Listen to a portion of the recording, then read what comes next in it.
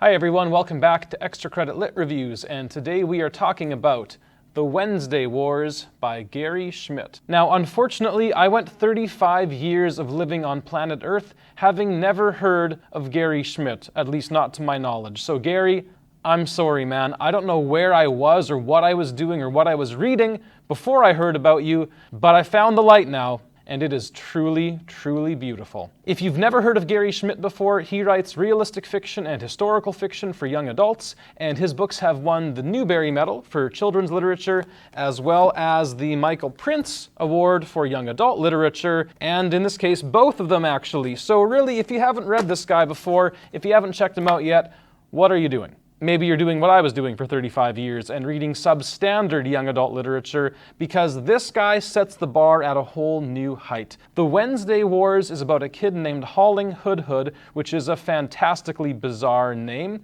but he has the most incredible narrative voice of all time, meaning that just the way he tells you the story, it makes you feel like you are right there in the room with him. He's quirky, he's funny, he's sympathetic, he's serious, he's a mix of all of these things in the most beautiful way. The main idea of this book is that every Wednesday, Halling's teacher makes him sit one-on-one with her in the classroom and read Shakespeare together, and he's convinced that it's because the teacher hates him, but as Halling reads Shakespeare and goes throughout his day-to-day life, he starts to make all kinds of interesting connections and insights about the world that he lives in. Now, I don't know if that sounds interesting to you, but it's amazing. Every chapter is a month of the school year, and in that month there's usually an episode of some kind that takes place in his life. For example, he performs on stage one month in a Shakespeare production which goes in a really hilarious direction. In another one they go camping as a school class. In another one he has to try to win a cross-country race against some older kids from his school. And so each chapter is episodic in that way, and he studies a different play by Shakespeare in each chapter as well.